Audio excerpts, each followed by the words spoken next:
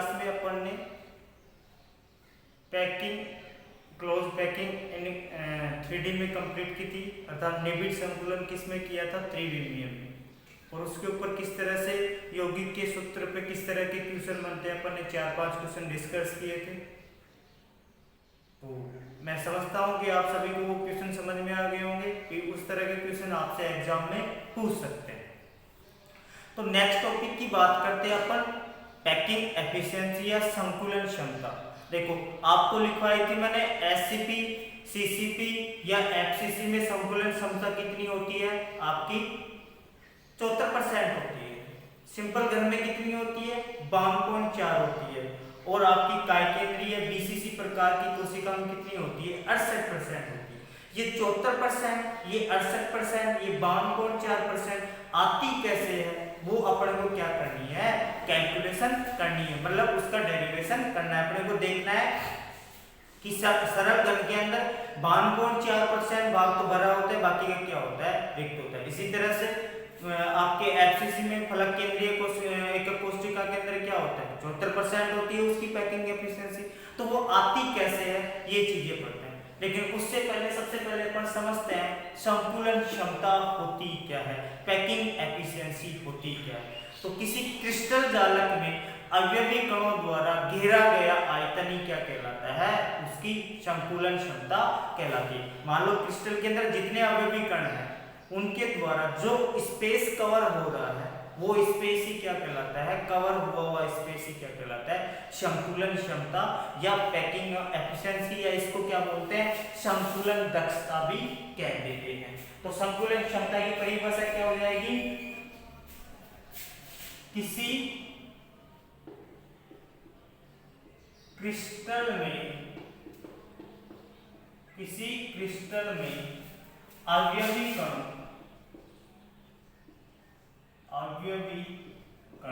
अवयवी कण कुछ भी हो सकते हैं, परमाणु, अणु, आयन। अवयवी कणों परमाणु, अणु या आपके आयन, अवयवी कणों द्वारा घेरा गया कुल आयतन, अवयवी कणों द्वारा घेरा गया कुल आयतन। किसी क्रिस्टल में अवयवी कणों द्वारा घेरा गया कुल आयतन क्या कहलाता है, उसकी संकुलन दक्षता कहलाती है। उस क्रिस्टल जालक की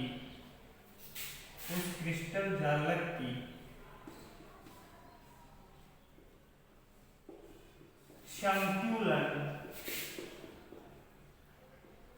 क्षमता कहलाती है, उस क्रिस्टल जालक की संकुलन क्षमता कहलाती है। तो किसी क्रिस्टल जालक में या किसी क्रिस्टल जालक में, तो किसी क्रिस्टल जालक में अवयवी कणों द्वारा घेरा गया कुल आयतन क्या कहलाती है, उस क्रिस्टल जालक की संकुलन क्षमता कहलाती है। अर्थात कोई भी क्रिस्टल होगा उसके अवयवी कण होंगे, वो अवयवी कण जितना स्पेस कवर करते हैं, जितना स्थान कवर करते हैं, तो उनके द्वारा घेरा गया आयतन ही क्या कहलाता है, आपकी संकुलन क्षमता कहलाती है। तो बात करते हैं संकुलन क्षमता निकालते कैसे हैं।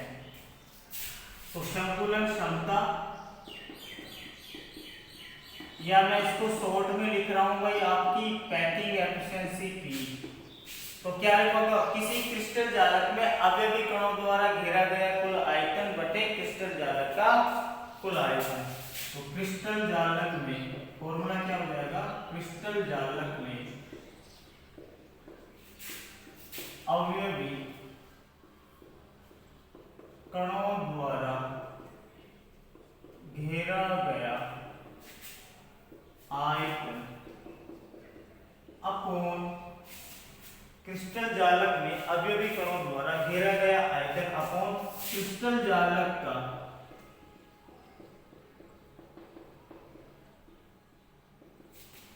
कुल आयतन। तो यदि आपको संकुलन क्षमता निकालनी है, संकुलन दक्षता निकालनी है, तो क्या लिखोगे भाई, कैसे निकालते हैं संकुलन क्षमता? क्रिस्टल जालक में अवयवी कणों द्वारा घेरा गया आयतन अपॉन क्रिस्टल जालक का कुल आयतन का अनुपात ही क्या कहलाता है? आपका पैकिंग एफिशिएंसी या संकुलन क्षमता कहलाती है। तो ये तो बात होगी सिंपल। अगर आपको संकुलन क्षमता का प्रतिशत निकालना हो, पैकिंग एफिशिएंसी प्रतिशत, तो इसको कितने से मल्टीप्लाई कर दोगे भाई? 100 से क्या कर दोगे? मल्टीप्लाई। तो प्रतिशत क्या हो जाएगा? क्रिस्टल जालक में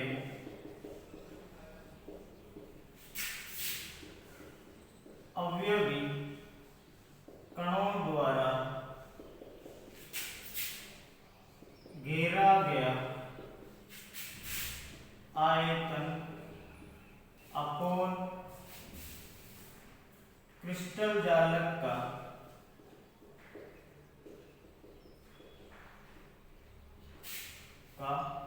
कुल आयतन इनटू क्या हो जाएगा? 100। यदि आपको परसेंट निकालनी है, कितना परसेंट, जैसे 74% निकाला था, 52.4% निकाला, तो प्रतिशत के लिए आपको क्या करना पड़ेगा? 100 से गुना करना पड़ेगा। तो एक बार फिर से देख लो, संकुलन क्षमता क्या होती है? किसी क्रिस्टल जालक में अवयवी कणों द्वारा घेरा गया कुल आयतन क्या कहलाता है? उस क्रिस्टल जालक की संकुलन क्षमता कहलाती है या पैकिंग एफिशिएंसी कहलाती है। संकुलन क्षमता कैसे निकालते हैं? क्रिस्टल जालक में अवयवी कणों द्वारा घेरा गया कुल आयतन अपॉन क्रिस्टल जालक का कुल आयतन, ये क्या होती है? संकुलन क्षमता। लेकिन यदि आपको संकुलन क्षमता प्रतिशत निकालना है तो क्या करोगे भाई? 100 से क्या कर दोगे? इसको गुणा करेंगे, तो पैकिंग एफिशिएंसी क्या आ जाएगी? परसेंटेज के अंदर आ जाएगी। अब ये एक बार नोट करो, फिर अपन बात करते हैं सरल घनीय एकक कोष्ठिका की संकुलन क्षमता कैसे निकालते हैं और क्या होती है।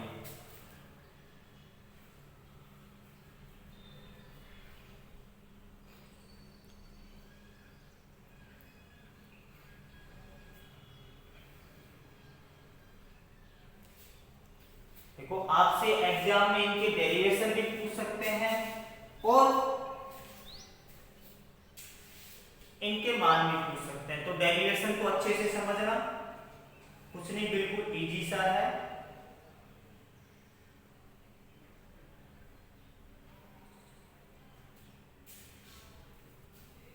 तो देखो, अब बात करते हैं पर सरल घनीय जालक की संकुलन क्षमता की।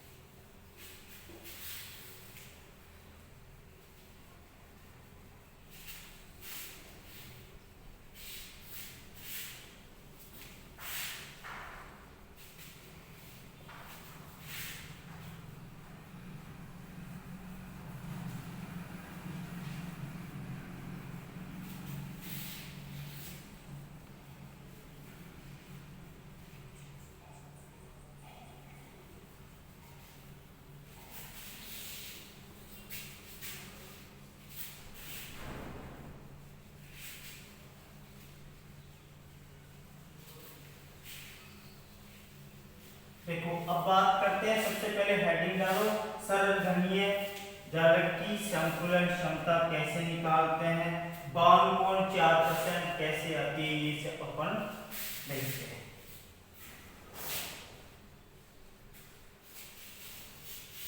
सबसे पहले हेडिंग डालो, सरल घनीय जालक की संकुलन क्षमता। तो पहला डेरिवेशन अपन पढ़ते हैं, सरल घनीय जालक की संकुलन क्षमता। कौन सा डेरिवेशन पढ़ेंगे भाई? पहला, सरल घनीय जालक की संकुलन क्षमता। तो सिंपल लिख दो आप, पैकिंग एफिशिएंसी ऑफ एससीसी। सरल घनीय जालक को एससीसी से लिख रहे थे अपन, तो बात करते हैं अपन सरल घनीय जालक की। तो देखो सरल घनीय एकक कोष्टिका में अवयवी कण कहाँ थे, सारे के सारे कहाँ थे भाई, आपके किन कोनों के ऊपर थे, कॉर्नर के ऊपर। तो मैं एक बार डायग्राम बनाता हूं इस तरह से। ये क्या थी, ये आपका क्या हो गया, एक घन हो गया।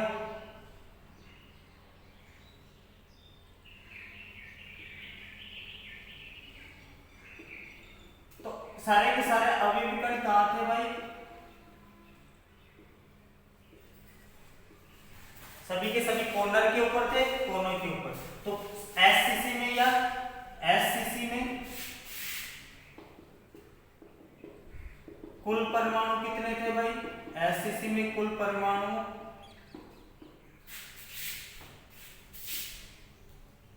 एससीसी में कुल परमाणुओं की संख्या, और इसको किससे लिख रहे हैं अपन, जेड से।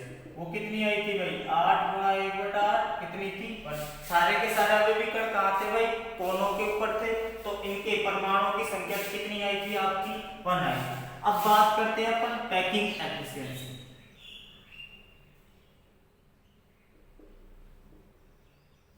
तो सबसे पहले मैं एक बात बता दूं कि जब ठोसों का अपन ने निबिड़ संकुलन पढ़ा था, तो ठोसों को किसके रूप में माना गया था, एक गोले के रूप में माना गया।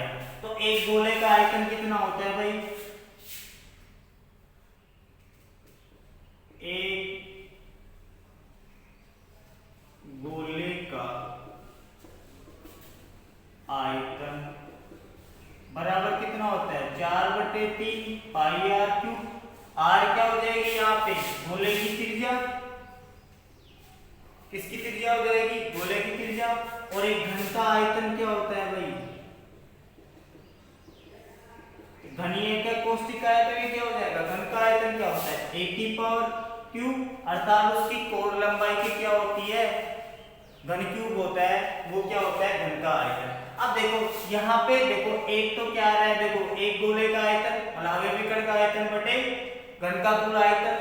तो ये और ये दोनों क्या हो गए, यहाँ पे r की फॉर्म में है, ये क्या है, एक के रूप में। इसलिए आपको क्या करना पड़ेगा भाई,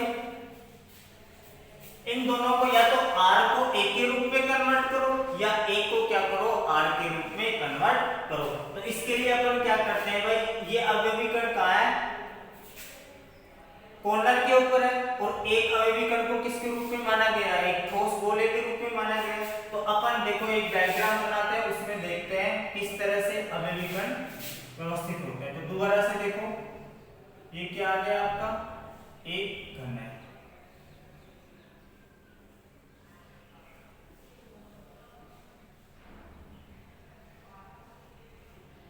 ये सभी के सभी यहाँ पे व्यवस्थित होंगे।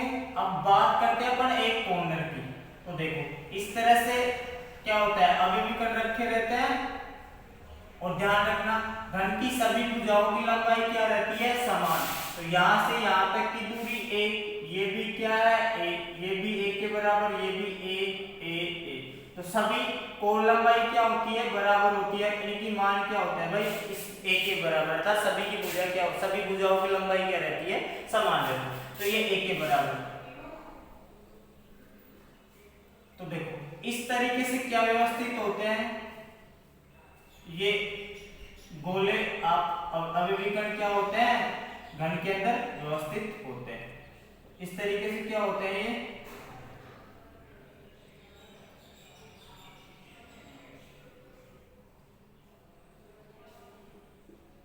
ये एक गोले की त्रिज्या देखो r है,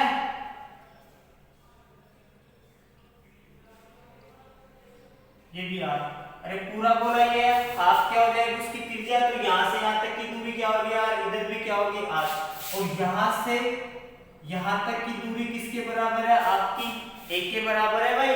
अपने कहा था कि घन की सभी कोण लंबाइयां या भुजाओं की लंबाई क्या रहती है, बराबर रहती है। तो ये क्या होगा, ये दो गोले रखे हुए हैं, अपन एक भुजा के ऊपर एक के ऊपर लेके चलते हैं भाई, सभी कॉर्नर के ऊपर है गोले। तो गोले की आधा गोला इधर, आधा गोला इधर, ठीक है, दो गोले रखे होंगे कॉर्नर के ऊपर। तो ये क्या होगी, गोले की त्रिज्या होगी यहां से यहां तक, तो इसकी त्रिज्या यह होगी। और ये पूरी लंबाई किसके बराबर है, a के बराबर। जिस तरह से ये है a के बराबर, उसी तरह से ये भी a के बराबर। तो यहाँ से क्या आ रहा है, a बराबर r प्लस r, या आप लिख लो a बराबर 2r। तो a बराबर क्या लिख सकते हो आप, 2r, या r बराबर क्या लिख सकते हो, a/2। तो यहाँ से समझ में आ गया आपने कि घन की लंबाई और लंबाई किसके बराबर आ गई, 2r के बराबर आ गई। अब देखो बात करते हैं अपन पैकिंग एफिशिएंसी की। पैकिंग एफिशिएंसी प्रतिशत की बात करते हैं। तो क्या लिखोगे भाई, एक गोले का आयतन बटे घन का कुल आयतन। तो क्या लिखोगे, Z इंटू एक गोले का आयतन बटे घन का कुल आयतन, क्योंकि यहाँ पे घन है। देखो एक गोले से मतलब क्या है, इसके अंदर कुल परमाणुओं की संख्या कितनी है, 1 है। तो क्या लिखोगे, Z का मान क्या है, 1। एक गोले का आयतन कितना होता है, इंटू 100। एक गोले का आयतन कितना होता है, 4/3 पाई r क्यूब। और इसकी कुल लंबाई कितनी आई थी, 1 की पावर क्यूब। तो ये क्या होगी भाई आपकी इंटू 100। ये पैकिंग एफिशिएंसी प्रतिशत होगी। ये क्या होगी भाई आपकी पैकिंग एफिशिएंसी प्रतिशत। अब इसको आगे कंटिन्यू सोल्व करो। देखो a बराबर क्या है, 2r, और पाई का मान कितना होता है, 3.14 या 22/7। तो a बराबर क्या रखोगे, क्योंकि a बराबर कितना है, 2r।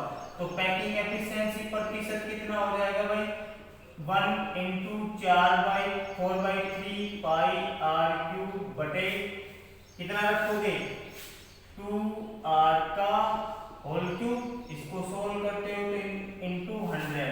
तो 4/3 पाई r क्यूब अपॉन, देखो ये कितना हो जाएगा, 8r क्यूब। r क्यूब से r क्यूब गया, ये कितना बच गया भाई,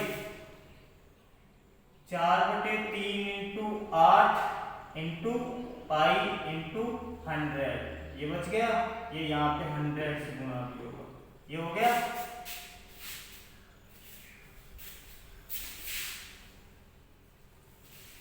तो इसको आगे सोल्व करते हो तो ये क्या हो जाएगा, 100 गुणा। तो देखो r क्यूब से r क्यूब गया, ये कितना बच गया, 4/24 इंटू पाई, 4/24। तो आप इसको सोल्व करो तो कितना आ जाएगा भाई, 4 6 24। तो पाई अपॉन इंटू 100।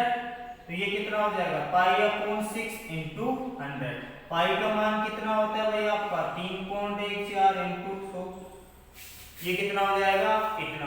तो इसको क्या करो, जब आप सोल्व करते हो तो लगभग कितना आता है आपका, 52 देखो ये 300, ये हो जाएगा।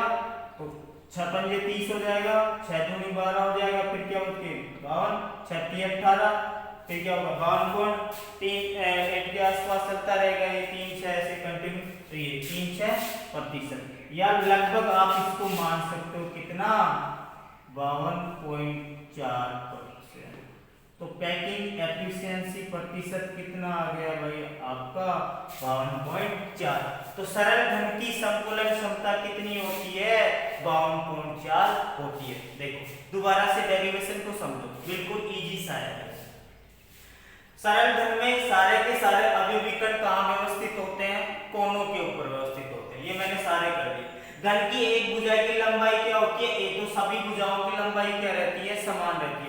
a मतलब कोण लंबाई होती है। तो ये क्या होती है, सभी भुजाओं की लंबाई समान होती है। तो सरल घन में SCC या सरल घनीय एकक कोष्ठिका में परमाणुओं की संख्या कितनी आएगी, अपन निकाले जब 1। भाई 8 है, 1 का हिस्सा कितना है, 1/8, तो कितनी हो जाएगी 1। तो इसको अपन लिख के चल रहे हैं Z से। तो Z का मान कितना आ गया, 1।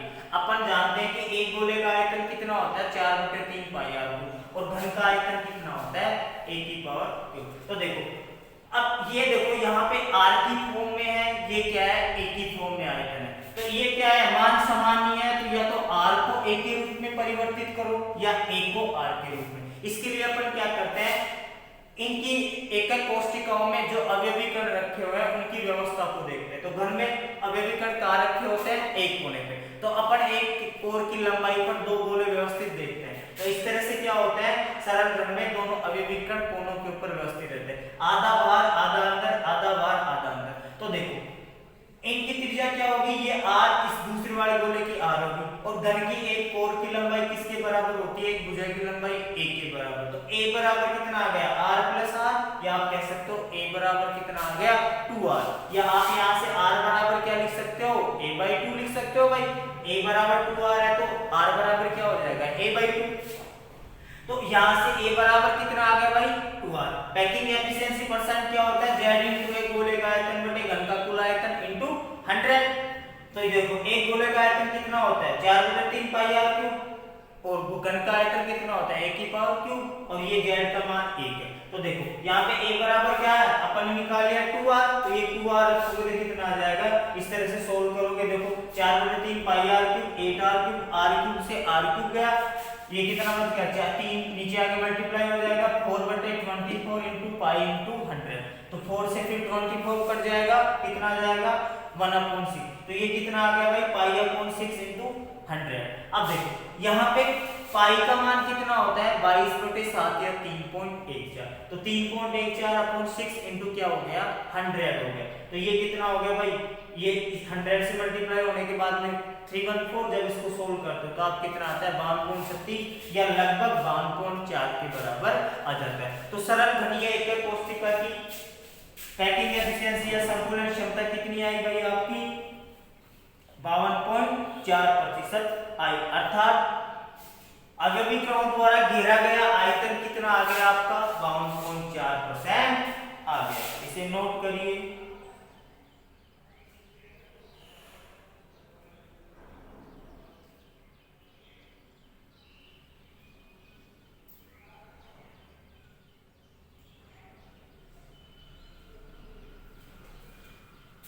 तो इस तरह से आप निकाल सकते हो।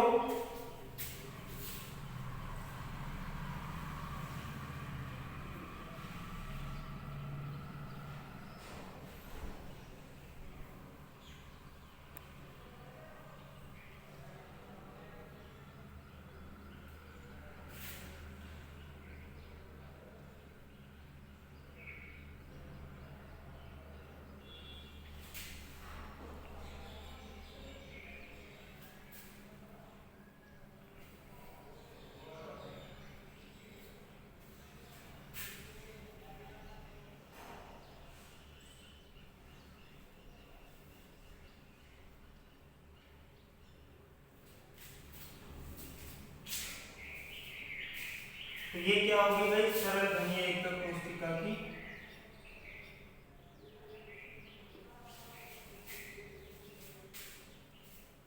अब देखो पैकिंग एफिशिएंसी का मतलब 52.4 आने का मतलब क्या है कि इतना स्थान तो अवयवी कणों द्वारा घेरा गया है, बाकी का स्थान क्या रहता है यहाँ पे।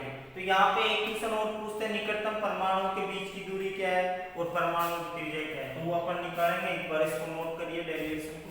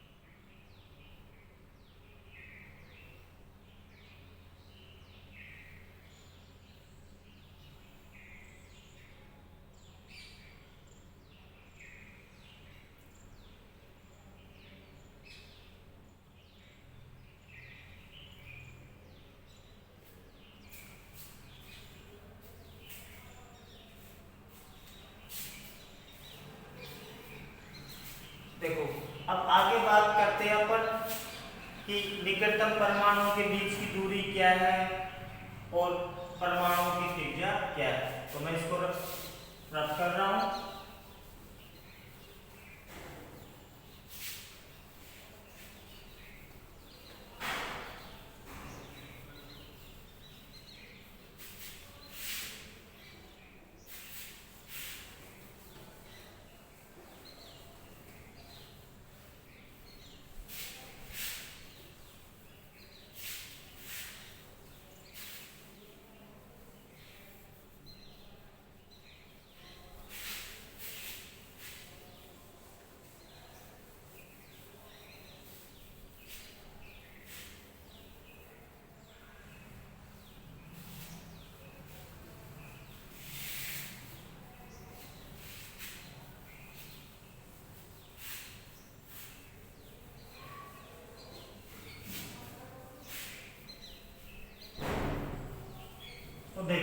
अब बात करते हैं निकटतम परमाणु के बीच की दूरी।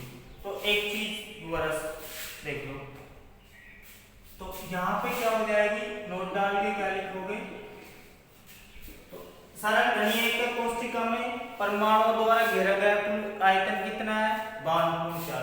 तो रिक्त स्थान कितना होगा भाई, तो पहली बात एससीसी में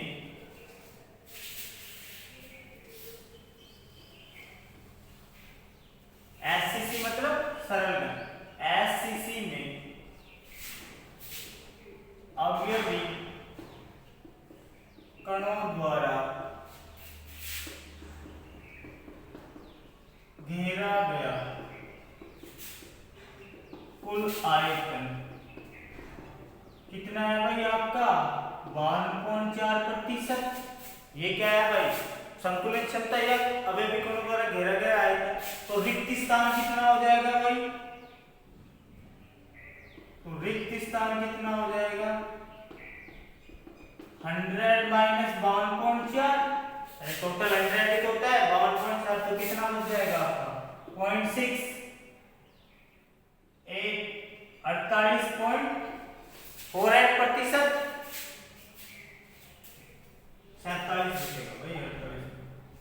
47.6%।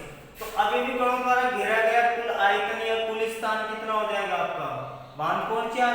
तो रिक्त स्थान कितना बचा आपका ये।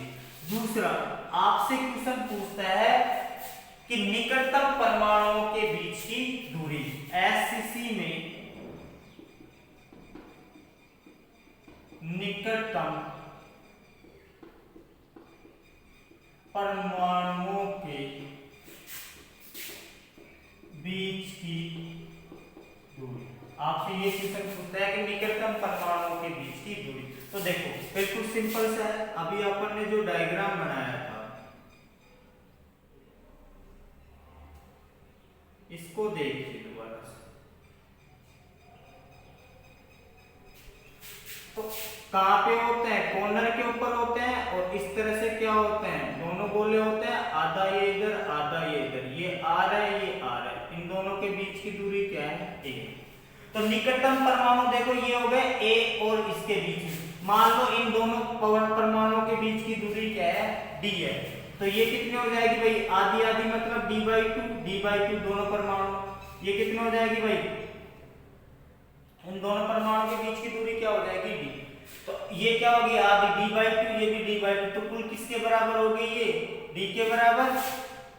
एक अवयवी कण के द्वारा घेरा की दूरी कितनी है d, तो आधे के द्वारा कितनी हो जाएगी d/2, ये क्या हो जाएगी d/2, तो दोनों के बराबर। तो यहां से निकटतम परमाणुओं के बीच की दूरी कितनी आ रही है भाई आपकी, 1 के बराबर आ रही है, अर्थात घन की कोण लंबाई के बराबर आ रही है। तो ये क्या होगी भाई, निकटतम परमाणुओं के बीच की दूरी। तो इन दोनों के बीच की दूरी क्या है, कोण लंबाई के बराबर, और निकटतम परमाणु क्या है, ये है, इनके बीच की दूरी क्या है d। तो ये क्या हो जाएगी भाई आपकी d के बराबर हो जाएगी। तीसरा क्वेश्चन पूछते हैं आपसे, परमाणुओं की त्रिज्या किसके बराबर, परमाणुओं की त्रिज्या।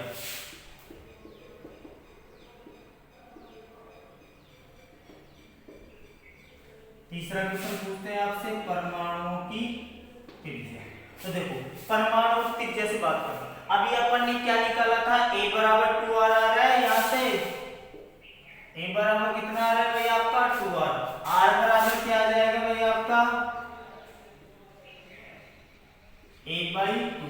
तो निकटतम परमाणुओं की त्रिज्या कितनी हो जाएगी आपकी a/2, और निकटतम परमाणुओं के बीच की दूरी क्या हो जाएगी, घन की कोण लंबाई के बराबर हो जाएगी। इन दोनों परमाणुओं के बीच की दूरी देखो, एक गोले की दूरी कितनी है d, देखो इसको मैं अलग से बना के बता रहा हूं किस तरह से, ये आपका क्या, ये इस तरह से क्या है, दो गोले व्यवस्थित है भाई आपके, ये क्या हो जाएगा दूसरा गोला, ठीक है। इसके d है, ये भी क्या है d है, तो ये क्या हो जाएगी भाई आधी d/2 हो जाएगी, यहां से आता और यहां से यहाँ पे क्या हो जाएगी d/2। तो इन दोनों के बीच की दूरी कितनी हो जाएगी, d/2 प्लस d/2 बराबर क्या हो जाएगी, d के बराबर हो जाएगी। तो ये दूरी किसके बराबर है, यहाँ पे घन की कोण लंबाई के बराबर है, इसलिए क्या आ गई अब भी निकटतम परमाणुओं के बीच की दूरी क्या आ गई, कण की कोण लंबाई के बराबर आ गई। और परमाणु की त्रिज्या अपन ने अभी मान निकाला था, a बराबर कितना होता है 2r, और 2r होता है तो परमाणु की त्रिज्या क्या हो जाएगी a/2। तो इस तरह से क्या होती है, सरल घनीय जालक की संकुलन क्षमता कितनी आती है आपकी 52.4, या आप कह सकते हो 52.36%। तो घेरा गया कुल आयतन या कुल स्थान कितना होगा 52.4, और रिक्त स्थान कितना बचेगा एससीसी में 47.6%। और निकटतम परमाणुओं के बीच की दूरी कितनी हो जाएगी भाई आपकी a के बराबर, और परमाणुओं की त्रिज्या क्या हो जाएगी a/2 के बराबर हो जाएगी। तो ये हो गई आपके सरल घनीय एकक कोष्ठिका की संकुलन क्षमता कैसे निकालते, अपन ने निकाली कितनी आई 52.4% आई। कैसे आई, तो ये ध्यान रखना थोड़ा सा। अब बढ़ते अपन फलक केंद्रीय एकक कोष्ठिका की संकुलन क्षमता।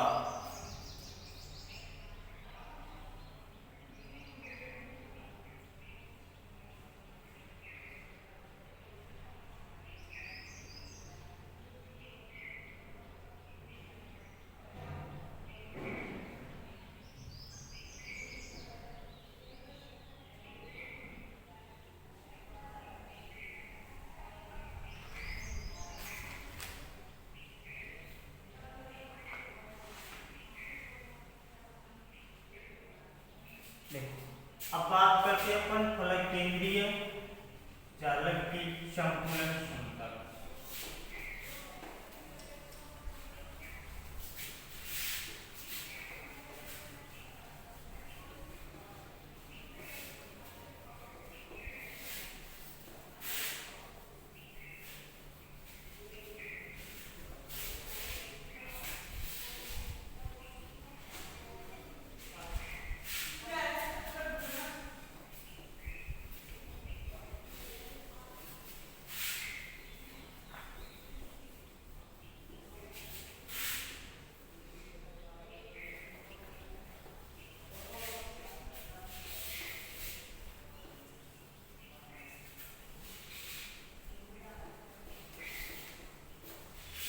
सेकेंड हेडिंग लिखिए आप, फलक केंद्रीय एकक कोष्ठिका की संकुलन क्षमता।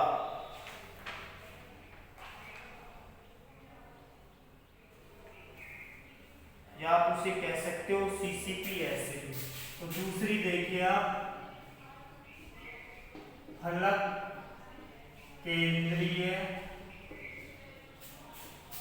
जालक की संकुलन क्षमता,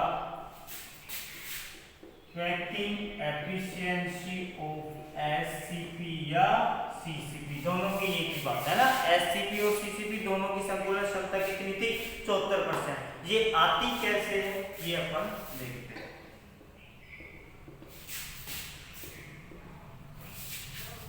तो देखो सबसे पहले अपन बात करते हैं किसकी, कि एफसीसी या एफसीपी या एससीपी में आपके जो अवयवीकरण थे वो कहां पे थे, कॉर्नर के अलावा कहां थे, सभी फलकों के केंद्र पर थे।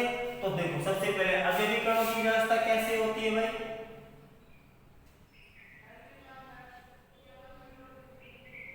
इस तरह से क्या है, एक घन है कोई,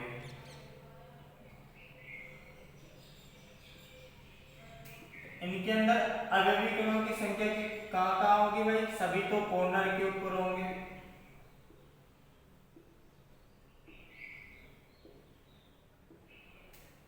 और उसके अलावा क्या होंगे, सभी फलकों के केंद्र पर होंगे। इस तरह से क्या होती है, इनकी व्यवस्था होती है। सारे अवयवीकरण कैसे होते हैं, इस तरह से। तो आप कुल परमाणुओं की संख्या या Z बराबर कितना हो जाएगा, अतः एससीपी या सीसीपी में कुल परमाणुओं की संख्या कितनी हो जाएगी भाई, Z बराबर कितनी हो जाएगी आपकी, Z बराबर 8 तो सभी कोने के ऊपर होंगे प्लस 6 × बेटा दो, ये आपको निकाल के बता रखा है भाई मैंने, है ना 3। तो ये कितना हो जाएगा 1 + 3 = 4। तो परमाणु की कुल संख्या क्या आ जाएगी 1। वही एक गोले का आयतन कितना होता है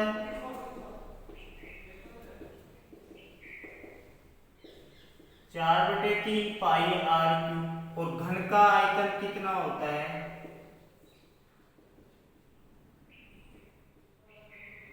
देखो आपको जब मैंने 7 प्रकार के क्रिस्टल पढ़ाए थे तो वहां पे देखा था अपन ने घनीय एकक कोष्टिका क्या थी सबसे क्या थी सममित थी। अरे सारी कोण लंबाई समान थी, सारे के सारे क्या थे बंद कोण क्या थे समान थे। तो इसीलिए क्या करते हैं अपन एक घन के ऊपर क्या करते हैं इन अवयवी कणों को व्यवस्थित करते हैं ताकि इसके अध्ययन में क्या हो जाए आसानी मिले। इसलिए अपन क्या लेके चल रहे हैं एक घन के बारे में लेके चल रहे हैं। तो ये आगे चले। अब बात करते हैं वही बीमारी होगी यहाँ पे भी कि यहाँ पे आर के फॉर्म में है, ये ए के फॉर्म में है आयतन दूसरा, तो इसको या तो ए को आर के रूप में परिवर्तित करो या इसके रूप में। अब बात करते हैं इसको परिवर्तित करने। तो इनके फलक के केंद्र से गुजरता हुआ विकिरण क्या कहलाता है फलक केंद्रीय विकिरण। मान लो एक ये सामने वाली दीवार है, इस बोर्ड को क्या मानो एक दीवार मानो, इस बोर्ड को क्या मानो आप दीवार। तो एक तो कॉर्नर ये हो गया इधर से और दूसरा कॉर्नर क्या हो गया ये हो गया भाई, इससे देखो यहाँ पे ऐसे देखो इस तरह से ऐसे हो गया। तो ये क्या हो गया मान लो ये दीवार है तो इसका ये मान लो ये सेंटर हो गया।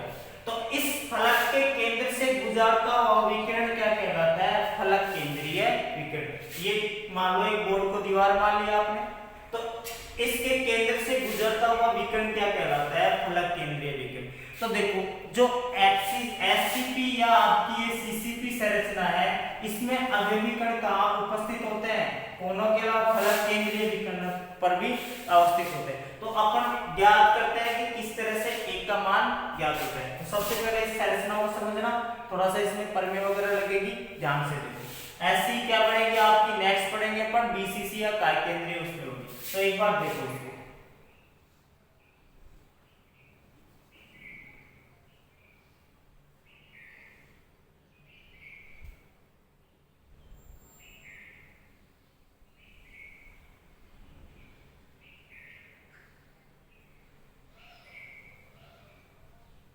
ये आपका क्या हो गया कोई घन।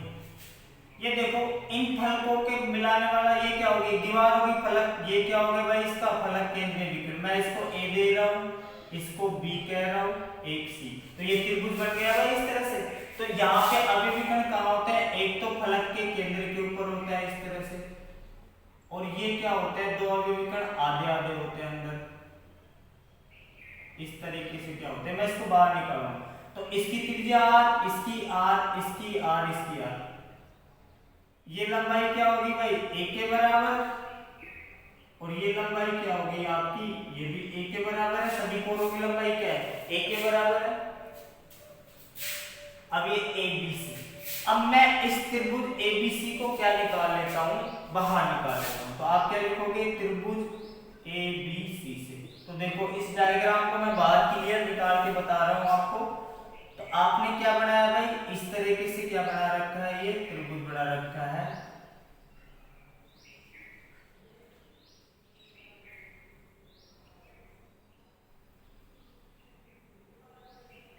ये क्या है भाई A है ये B है और ये क्या है C। ये घन की एक कोर है, इसकी लंबाई कितनी है आपकी A और BC के बीच की दूरी भी क्या है A। देखो ये दूरी भी क्या है घन की एक भुजा है a के बराबर, ये भी a के बराबर। ये क्या है यहाँ पे फलक केंद्रीय विकिरण है ना, तो ये यहाँ पे क्या है फलक केंद्रीय विकिरण, ये यहाँ पे क्या है फलक केंद्रीय। और यहाँ पे अवयवी कण देखो किस तरीके से व्यवस्थित है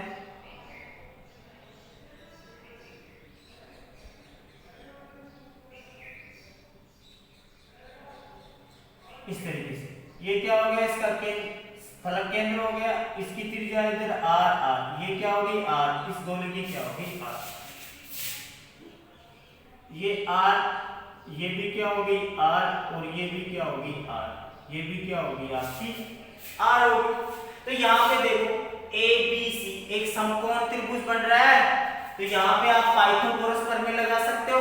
तो यहाँ पे AC का मान किसके बराबर आ गया भाई, R plus R plus R plus R बराबर कितना हो गया भाई आपका 4R के बराबर हो गया, या इसको 2R मान लो तो AC बराबर कितना आ गया भाई आपका 4R के बराबर आ गया। AB का मान क्या है, ABC का मान ये।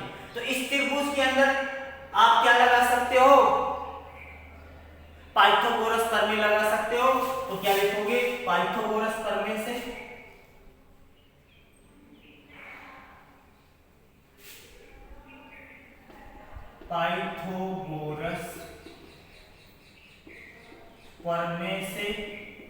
क्या हो जाएगा,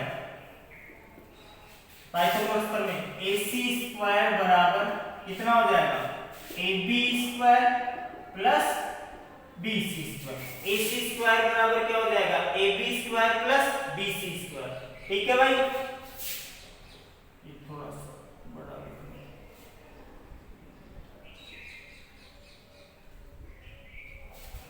AC स्क्वायर बराबर AB square plus BC square. तो देखो यहां से AC बराबर क्या हो जाएगा, under root AB square plus BC square, ये हो गया भाई। अब क्योंकि AB बराबर BC बराबर क्या है भाई, घन की कोण लंबाई के बराबर है, A के बराबर। तो यहाँ पे क्या हो जाएगा, AC बराबर AT square plus AB square. तो क्या हो जाएगा, AC बराबर अंडर रूट 2A हो जाएगा भाई, अंडर रूट 2A स्क्वायर। इसको आगे सोल्व करोगे तो A स्क्वायर से रूट कर जाएगा, तो क्या आ जाएगा, अंडर रूट 2A आ गया। AC का मान किसके बराबर आ गया भाई, अंडर रूट 2A। क्योंकि अपन जानते हैं AC बराबर यहां से क्या निकाला अपन ने, 4R के बराबर। तो क्या हो जाएगा, AC बराबर किसके बराबर होता है, 4R के बराबर। तो यहां से क्या हो जाएगा, अंडर रूट 2A किसके बराबर हो जाएगा भाई, 4R के बराबर। तो A बराबर क्या रख सकते हो आप, तो A बराबर आप लिख सकते हो 4R upon under root 2। A बराबर क्या रख सकते हो भाई आप, 4R अपॉन अंडर रूट 2। अब तो दोनों मान बराबर हो गए भाई, एक की किसके रूप में आ गया, R के रूप में आ गया मान। एक का मान किसके रूप में आ गया भाई, R के रूप में आ गया। अब देखो वो पैकिंग एफिशिएंसी का फॉर्मूला लगाओ और आप क्या निकाल लो, मान निकाल लो। तो देखो अब आगे बात करते हैं अपन किसकी, संकुलन क्षमता की।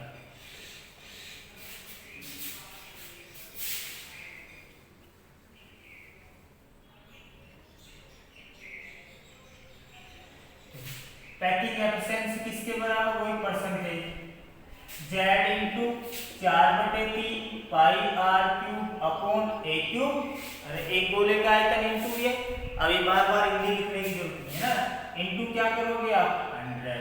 अब देखो Z का मान कितना निकला है, यहाँ पे आपने कुल परमाणु संख्या 4, तो 4 गुना 4/3 पाई R क्यूब इंटू 100। A का मान किसके बराबर है, 4R अपॉन अंडर रूट 2 की क्यूब। ये कितना हो जाएगा, 4 into 4/3 into pi R cube बटे 100।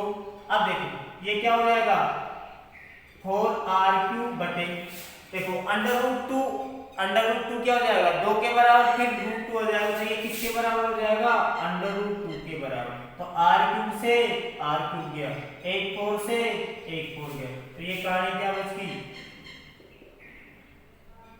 4/3 इंटू पाई, ये ऊपर जाके मल्टीप्लाई हो जाएगा भाई, इंटू 100। ये बच गया, ये ऊपर जाके क्या होगा, मल्टीप्लाई हो जाएगा। अब देखो पाई का मान रखोगे तो कितना आएगा, 3.14 इंटू 2 अंडर रूट 2 का मान क्या होता है 1.414 इंटू 100 बटे कितना रखोगे 3। जब आप इसको सोल्व करते हो तो लगभग किसके बराबर आता है, ये 74% के बराबर आता है। क्या आता है भाई आपका, लगभग 74% के बराबर आता है। तो पैकिंग एफिशिएंसी कितनी आती है भाई आपकी, 74% आती है। तो एक FCCP क्या आ जाएगी भाई आपकी 74%, SCP, FCP या FCC जो भी कहते हो आप उनकी क्या है। दोबारा से देखो, SCP फलक केंद्रीय जालक या CCP, इनमें सभी में अवयवीकरण कहाँ होते हैं? घन के कोनों में और सभी फलकों के केंद्र पर। तो देखो कुल परमाणुओं की संख्या हो जाएगी, कोनर पे जो होंगे उनका हिस्सा कितना होगा 1/8, फलक केंद्र पर कितना शेयर करेंगे 1/2, तो कुल परमाणु कितने आ गए 4। एक गोले का आयतन वही 4/3 पाई r क्यूब, घन का आयतन कितना 1 ही क्यूब। अब देखो a और r को सेम रूप में लाने के लिए आपको देखना पड़ेगा गोलों की व्यवस्था अवयवीकरण का। तो अपन बात करते हैं फलक केंद्रीय जालक में एक फलक केंद्र की। तो एक अवयवीकरण या गोला कहाँ होगा? फलक के केंद्र पर, दो कहाँ होंगे यहाँ पे किनारों के पर, आधा इधर आधा इधर। और इसको क्या मान लिया A B C, तो ये क्या कह दिया, ये क्या होगी घन की एक को और ये क्या होगी दूसरी भुजा, तो इनकी लंबाई क्या है एक के बराबर, सब बराबर होती है। मैंने इस त्रिभुज को क्या कर लिया बाहर निकाल लिया, तो ये त्रिभुज ABC इस तरह से, तो ये तो क्या होगी घन की एक को, ये क्या होगी दूसरी को। इस तरह से एक फलक केंद्र, ये क्या है भाई इसका फलक केंद्र है ना, ये फलक केंद्रीय विकर्ण है। तो फलक केंद्रीय विकर्ण पर क्या होते हैं अवयवीकरण व्यवस्थित होते हैं। तो ये क्या होगा बीच वाला गोला, ये हाफ हाफ दोनों। तो देखो इधर देखो, इसकी त्रिज्या क्या होगी r, ये r मतलब 2r हो गया, पूरा गोला है तो यहाँ पे r यहाँ पे भी r, तो ये क्या हो जाएगा AC का मान किसके बराबर आ गया भाई 4r के बराबर आ गया। अब इस त्रिभुज में, त्रिभुज ABC में है ना, यहाँ पे क्या लिखोगे त्रिभुज ABC से, त्रिभुज ABC से। तो समकोण त्रिभुज है तो पाइथागोरस प्रमेय लगेगी, पाइथागोरस प्रमेय लगेगी तो क्या हो जाएगा AC स्क्वायर कर्ण स्क्वायर बराबर आधार स्क्वायर प्लस लंब स्क्वायर, तो AC स्क्वायर बराबर AB square plus BC square. ये आपने किया, यहाँ से AC बराबर क्या हो गया AB स्क्वायर प्लस ये अंडर रूट हो जाएगा इसका, क्योंकि अपन जानते हैं यहाँ से AB और BC का मान किसके बराबर है A के बराबर, दोनों मान बराबर, तो ये क्या रख दोगे आप A square plus A square, तो AC बराबर क्या आ गया भाई अंडर रूट 2A स्क्वायर। अब ये A स्क्वायर है तो ये अंडर रूट इसका कट जाएगा, तो क्या आ जाएगा AC बराबर under root 2 into A, under root 2 into A आ गया ये। अब चूंकि अपन जानते हैं AC बराबर क्या था भाई 4r आया था, तो अंडर रूट 2A बराबर क्या आ गया 4r, यहाँ से A बराबर क्या आ गया 4r अपॉन अंडर रूट 2 आ गया। तो ये रख दो यहाँ पे, पैकिंग एफिशिएंसी परसेंट क्या है एक गोले का आयतन बटे घन का कुल आयतन इंटू 100, तो Z इंटू 4/3। अब ये Z इसलिए लिख रहा है क्योंकि इसमें टोटल अवयवीकरण कितने हैं सब में अलग अलग आएंगे, तो उस हिसाब से क्या होगा वही हो जाएगा 4 से फिर मल्टीप्लाई करना पड़ेगा भाई, 4 गोलों का आयतन 4 गुना ये, तो आप इसलिए इस फॉर्मूले को इजी करने के लिए क्या कर देते हैं इसके अवयवीकरणों की संख्या से क्या कर देते हैं मल्टीप्लाई। तो Z into 4/3 pi r cube upon a cube, Z का मान कितना है 4 पाई r, ये a बराबर क्या रखोगे 4r अपॉन अंडर रूट 2। जब इसको सोल्व करते हो देखो अंडर रूट 3 को 3 बार गुणा करो ऐसे, under root 2 into under root 2 under root 2, तो ये तो क्या हो जाएगा 2 के बराबर हो जाएगा, फिर क्या हो जाएगा अंडर रूट 2, इसलिए मैंने डायरेक्ट लिख दिया ये कितना 2√2 नीचे, ये 4r क्यूब हो जाएगा भाई, अरे 4r क्यूब नहीं भाई आगे होगा 4 गुणा 4, तो ये r से r गया, अभी तो कहाँ हो गया एक सॉरी भाई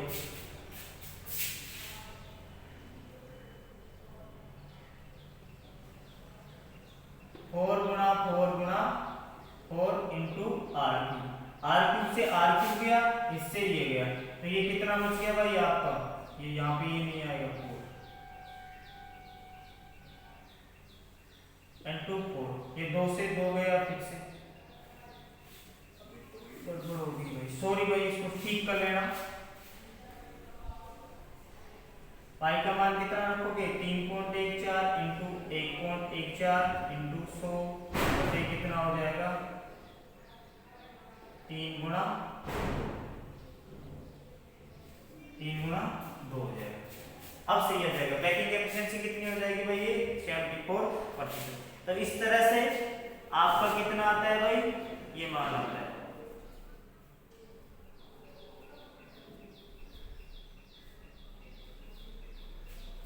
देखो पाई का मान 3.14, अंडर रूट 2 का मान कितना होता है ये थोड़ा सही है ना, एक 4 की पावर भी क्या हो जाएगा 3, तो 4 गुना 4, ये 2 4 कट जाएंगे, ये नीचे क्या बचेगा 4, तो ये कितना बच जाएगा भाई ये ऊपर जाएगा, तो ये 2 से क्या कट जाएगा ये 4 कट जाएगा 2 बार, तो ये कितना जाएगा नीचे 3/2, 3 इंटू 2, ये पाई का मान रखा, ये √2 का मान रखा, ये इंटू 100, तो ये कितना आ गया भाई आपका,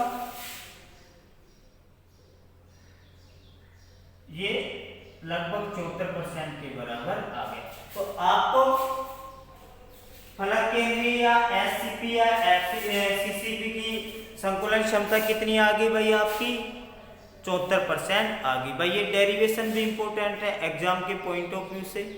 तो ये देखो इस तरह से क्या करोगे आप, किसी की भी संकुलन क्षमता, बस इसको कन्वर्ट करना सीख जाओ भाई, ए के को आर के रूप में, बी को उसके रूप में। तो देखो यहाँ से आप फलक केंद्रीय जालक कोशिका में किसकी बात करते हैं, एक फलक केंद्र की, और अभी नेक्स्ट पढ़ेंगे अपन बीसीसी काय केंद्र, तो उसमें किसकी बात करेंगे, काय केंद्र की।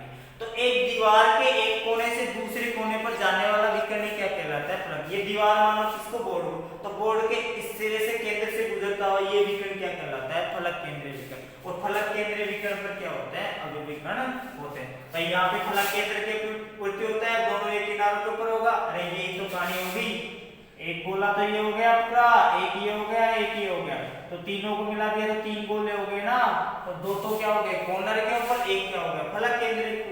तो इसके ऊपर तीनों सब टाइप के आ गए इसमें, अरे तीनों प्रकार के आ गए गोले। तो इसलिए किसके ऊपर लेते हैं अपन, फलक केंद्रीय विकर्ण के ऊपर लेते हैं। तो यहाँ पे ये क्या है इसका, फलक केंद्रीय विकर्ण।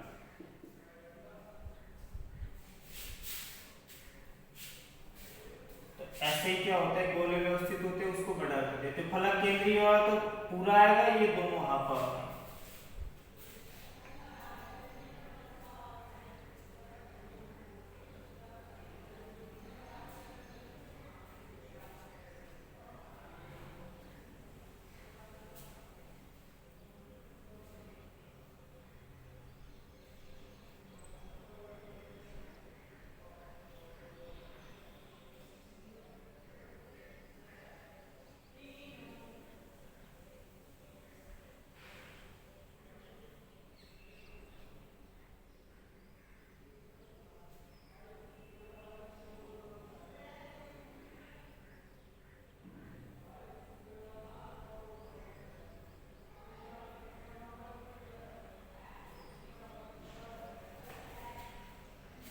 देखो अब बात करते हैं निकटतम परमाणुओं के बीच की दूरी, फलक केंद्रीय विकर्ण की लंबाई कितनी होती है, ये सब चीजें।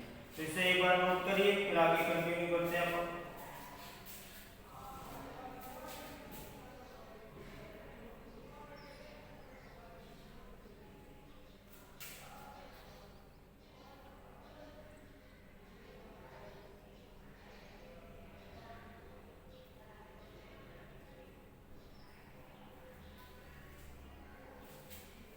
देखो अपन बात करते हैं इसके आगे,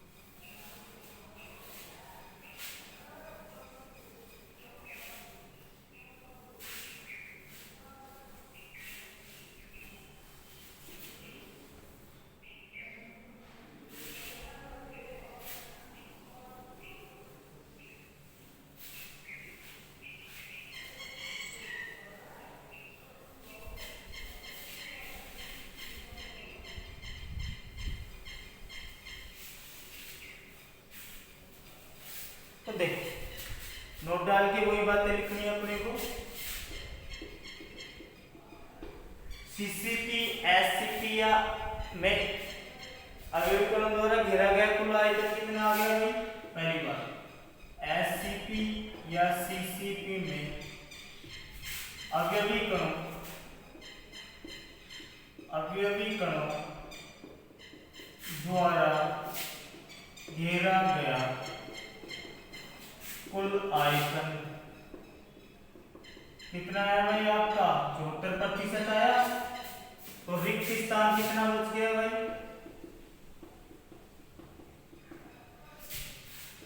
100 माइनस 74 कितना बच गया आपका 26% क्या बच गया आपका रिक्त स्थान। तो एफसीपी या एससीपी में क्या होता है भाई 74% तो भरा रहता है जबकि आपका 36% क्या रहता है 26% क्या रहता है खाली रहता है। अब कोई सेकंड बात करते हैं अपन निकटतम परमाणुओं के बीच की दूरी। निकटतम परमाणुओं के बीच की दूरी। अब देखो किस तरह से व्यवस्थित होते थे भाई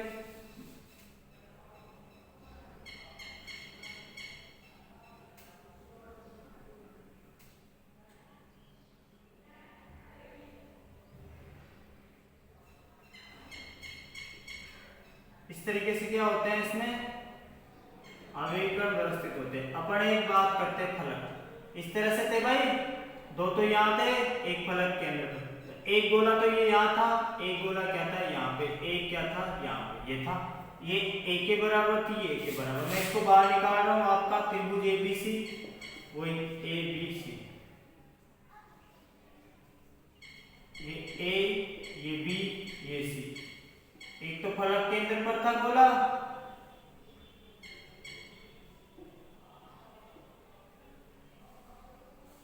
इस तरीके से और दो क्या थे आधे आधे गोले कहाँ थे भाई कॉर्नर के ऊपर इस तरीके से। तो इसकी त्रिज्या आर आर इसकी आर तो ये ए के बराबर था ये ए के बराबर ठीक है। ये गोले एक दूसरे के बीच को टच कर रहे हैं डी है ये कितनी होगी भाई इन आधी दूरी किसके बराबर होगी d/2 के बराबर। ये क्या होगी वही d/2 के बराबर। तो यहाँ से आप देख रहे हो d/2 प्लस d2 के बराबर हो जाएंगे और 2d किसके बराबर है भाई आपकी AC के बराबर है। और AC का मान अपन ने थोड़ी देर पहले निकाला था कितना आया था √2। तो यहाँ पे देखो 2d बराबर क्या आ रहा है आपका AC आ रहा है और AC का मान किसके बराबर होता है क्योंकि √2 है क्योंकि AC बराबर क्या है √2 है पाइथागोरस प्रमेय से अभी अपन ने निकाला था डेरिवेशन में। तो d बराबर क्या आ जाएगा √2a/2। इसको ऐसे कर सकते हो आप √2 से √2 को ऊपर से मल्टीप्लाई करोगे तो कोई फर्क नहीं पड़ेगा भाई √2 से √2 क्या हो जाएगा कट जाएगा। अब आप इसको क्या करते हो आगे सोल्व करते हो तो कितना हो जाएगा भाई d बराबर ये √2 के बराबर हो जाएगा 2 into a अपॉन ये कितना हो जाएगा 2 √2 ये गया काम से। तो निकटतम परमाणुओं के बीच की दूरी कितनी आ गई a/√2 आ गई। तो ध्यान रखना भाई निकटतम परमाणुओं के बीच की दूरी कितनी आ गई a/√2। देखो इस तरह से फलक के अंदर पर ये बीच की दूरी d ये d/2 ये d/2 तो ये टोटल दूरी किसके बराबर होगी 2d के बराबर होगी भाई। आधी दूरी इनकी इस कितनी होगी पूरी और इस गोले की पूरी दूरी किसके बराबर डी के और ये किसके बराबर है AC की लंबाई के बराबर। और अपन ने AC की लंबाई पाइथागोरस प्रमेय से कितनी निकाली थी अरे √2a ने निकाली थी क्या अभी थोड़ी देर पहले। तो AC का मान किसके बराबर है √2 के बराबर। तो 2d बराबर किसके बराबर आएगा √2a के बराबर। इसको क्या आ जाएगा d बराबर √2a/2। तो देखो आप किसी संख्या को समान संख्या से ऊपर नीचे गुणा करते हैं तो क्या हो ये कट के वापस से एक हो जाएगा कोई फर्क नहीं पड़ेगा। √2a √2 किसके बराबर हो जाएगा 1 के बराबर वो 2 के बराबर नीचे 2 √2 तो ये दूरी किसके बराबर आ जाएगी a/√2 के बराबर आ जाएगी। तो इस तरह से क्या होगी। अब बात करते हैं तीसरे पॉइंट की परमाणु की त्रिज्या। परमाणु की त्रिज्या तो परमाणु की त्रिज्या क्या होती है भाई निकटतम दूरी का आधा होती है ना। परमाणु की त्रिज्या किसके बराबर होती है निकटतम दूरी का आधा। तो कितना हो जाएगी भाई निकटतम दूरी बाई 2। तो निकटतम दूरी क्या है क्या आपकी a/√2 तो ये क्या हो जाएगी नहीं तो आप वैसे भी निकाल सकते हो। कैसे? आपको पता है 4r बराबर क्या है अपना √2a, r बराबर क्या हो जाएगा √2a अपॉन 4। वही इसको √2 से मल्टीप्लाई करो, इसको 2 से, ऊपर नीचे किसी समान संख्या को गुणा करोगे तो कटी जाएगी, वापस से यही संख्या आ जाएगी। तो इसे सोल्व करते हो तो कितना आ जाएगा, ऊपर √2 गुणा होके 2 हो जाएगा, और नीचे क्या है 2 से क्या कट गया, 2 बार कट गया, तो क्या आ जाएगा r बराबर 1/2√2। तो ये क्या होगी निकटतम परमाणु के बीच की वो परमाणु त्रिज्या। तो परमाणु त्रिज्या क्या हो जाएगी, निकटतम दूरी का आधा क्या होती है परमाणु त्रिज्या। और ये क्या होती है निकटतम दूरी आपने निकाली इस तरह से, ये d के बराबर, ये क्या हो जाएगा आधा गोला है तो इसकी दूरी भी कितनी होगी भाई, आधी होगी, समझ गए। और पूरा गोला है तो इनके बीच की दूरी भी क्या होगी d के बराबर। और चौथी बात ध्यान रख लेना, फलक केंद्रीय विकिरण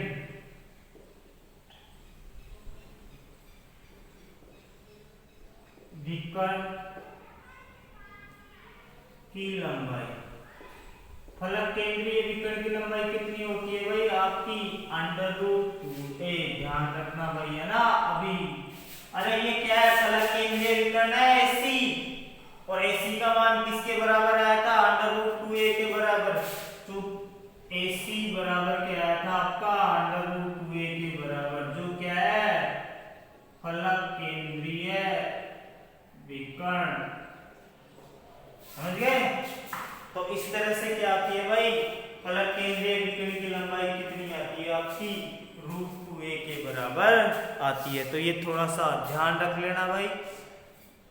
फलक केंद्रीय विकर्ण अपन ने निकाला था FCC,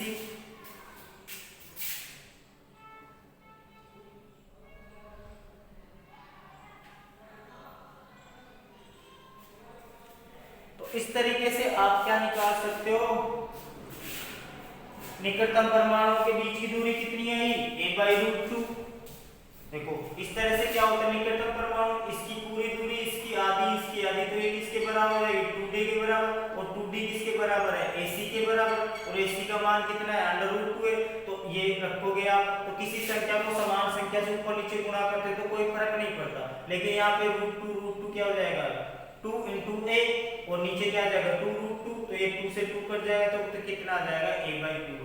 तो निकटतम परमाणु के बीच की दूरी क्या आ गई a/√2। परमाणु त्रिज्या क्या होती है, निकटतम परमाणु के बीच की दूरी का आधा होती है।